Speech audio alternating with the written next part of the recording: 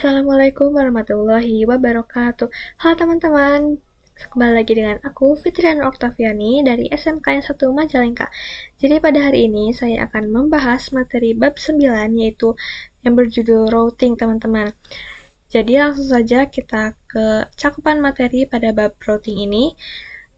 Terdapat beberapa cakupan materi. Yang pertama ada konsep pengenalan routing, yang kedua adalah routing table dan routing flags, pendahuluan static routing, studi kasus, konsep dynamic routing, dan yang terakhir adalah pengenalan OSPF.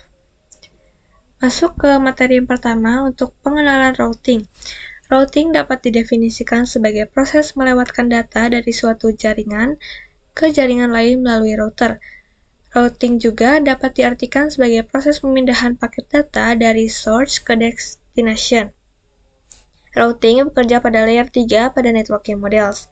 Untuk mengimplementasikan teknik routing diperlukan peralatan perantara yaitu router, teman-teman. Jadi seperti ini contohnya. Dan yang selanjutnya, klasifikasi routing. Static routing yang dibuat dengan menambahkan secara manual ke routing table. Dynamic routing, routing yang dilakukan dengan melakukan enable fungsi protokol pada router tersebut.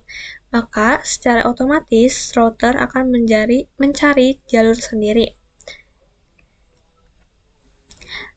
Yang selanjutnya ada IGP versus EGP.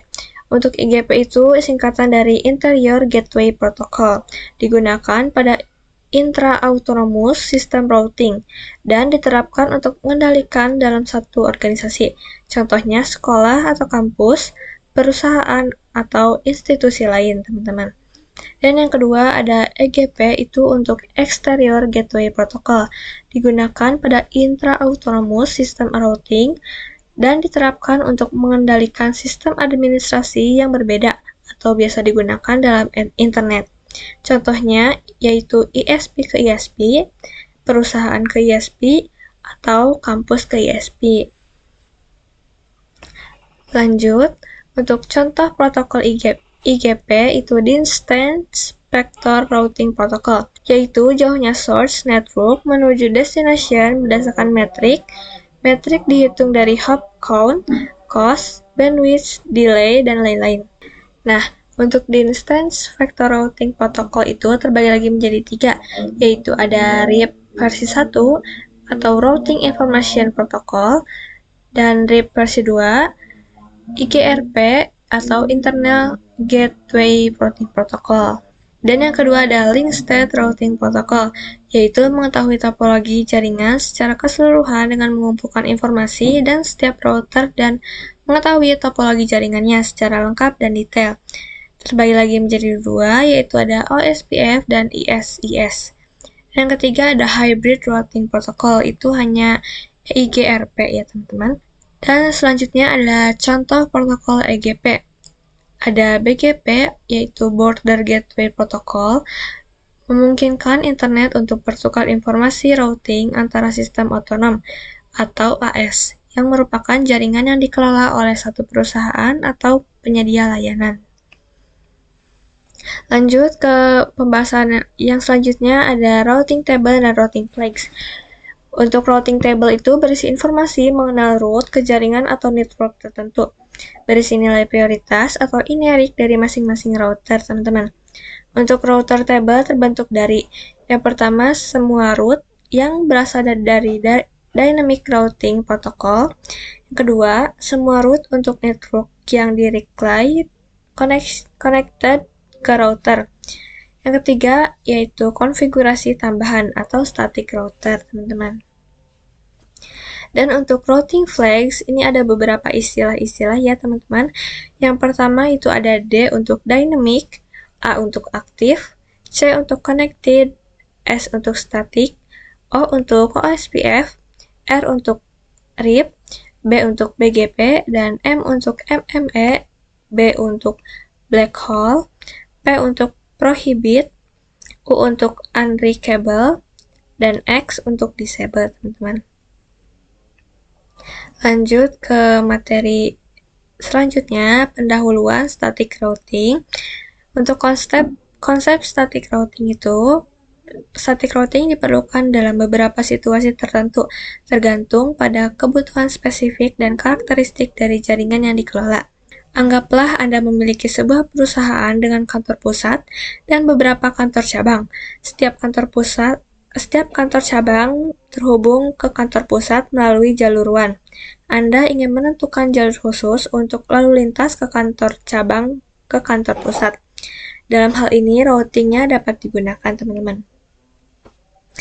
Dan untuk static routing itu dibuat dengan cara menambahkan jalur manual ke routing table. Pada static router perlu menambahkan parameter routing, address, dan gateway secara manual ke dalam routing table. Ini itu caranya dari IP ke route out dan add.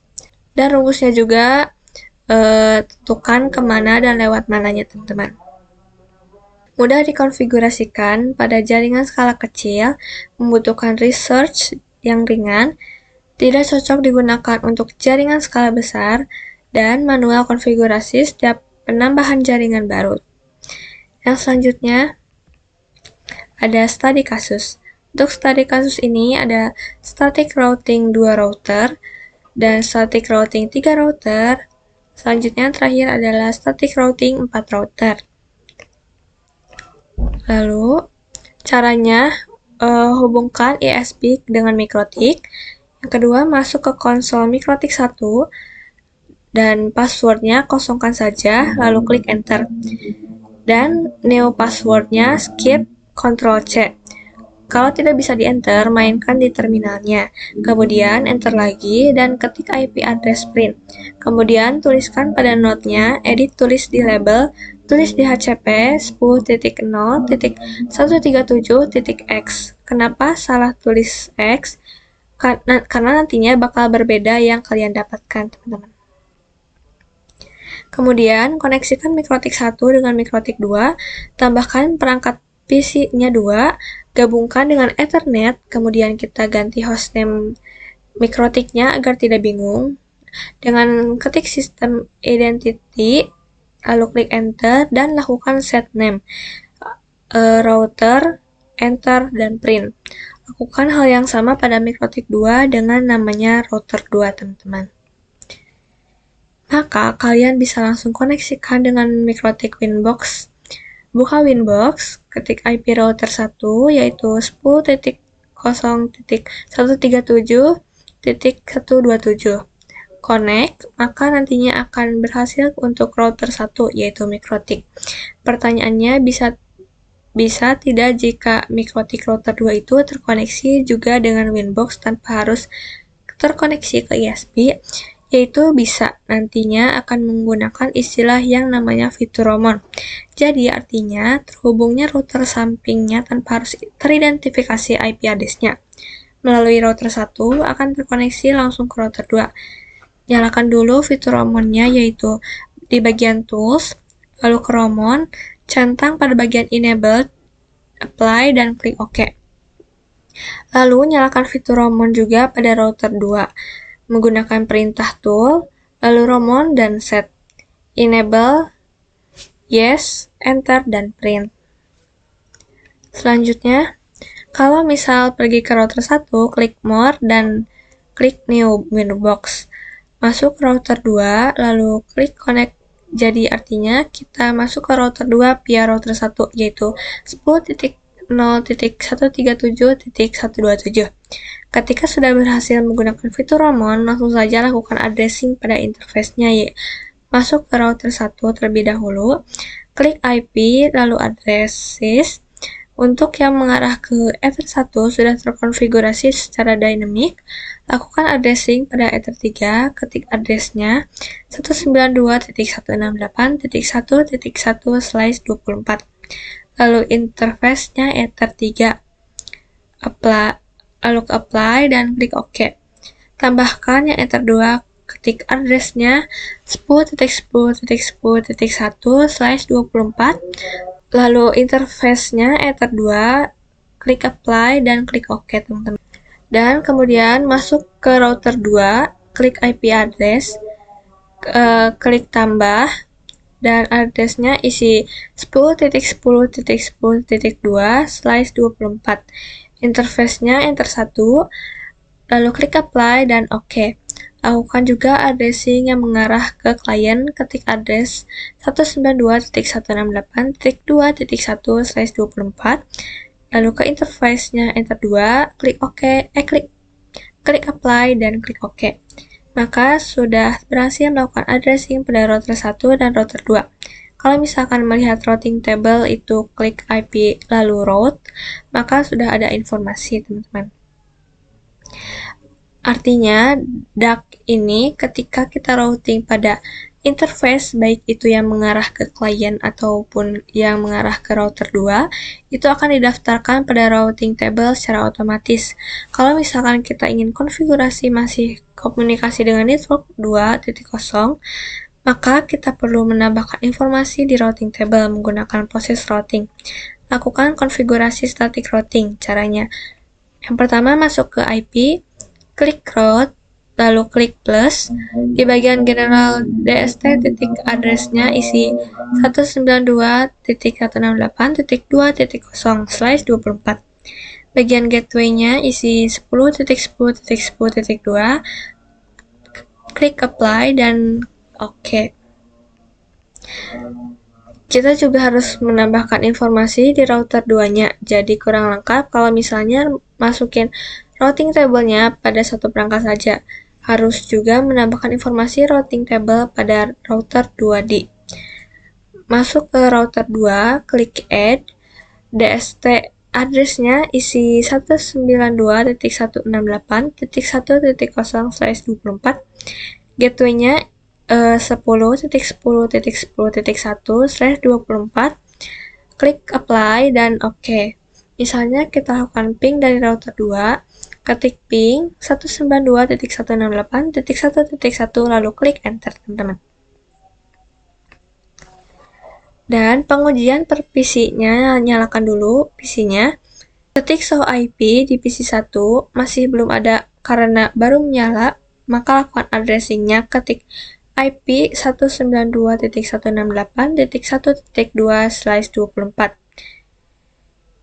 dan 192.168.1.1/24, klik enter. Kemudian lakukan juga di PC 2, lakukan addressing, ketik IP 192.168.2.2/24 dan 192.168.2.1/24, lalu klik enter. Jadi kalau misalnya PC 1 ingin komunikasi dengan PC 2, maka jadinya sudah bisa ya, teman-teman. Lalu pembahasan selanjutnya ada dynamic routing. Routing dinamis merupakan salah satu cara untuk mendistribusikan informasi routing table secara otomatis. Hal ini untuk memudahkan perubahan dan ekspansi saat memiliki jaringan yang sudah terlalu besar. Untuk IGP, Interior Gateway Protocol, itu ada distance vector, yaitu ada RIP dan IGRP. Yang kedua ada link state, hanya OSPF dan ISIS. Dan yang ketiga ada hybrid EIGRP. Untuk EGP, Exterior Gateway Protocol, itu ada BGP saja. Pembahasan selanjutnya itu pengenalan OSPF. OSPF itu singkatan dari Open Shortest Path First, adalah salah satu protokol routing dinamis pada kategori IGP dengan algoritma Link State Protocol atau LSR. Support IP versi 4 atau versi 2 dan IP versi 6 atau versi 3. Konsep cara kerjanya adalah dengan mencari route jalur tercepat berdasarkan bandwidth, delay, dan load. Route yang dipilih sesuai dengan kecepatan. OSPF merupakan protokol routing yang menggunakan konsep hierarki routing. Dengan kata lain, OSPF mampu membagi jaringan menjadi beberapa tingkatan. Tingkatan-tingkatan ini diwujudkan dengan menggunakan sistem pengelompokan, yaitu area. Sekian yang bisa saya sampaikan. Semoga pada video ini bisa bermanfaat untuk teman-teman semua. Terima kasih atas perhatiannya. Sampai jumpa di video selanjutnya. Bye-bye.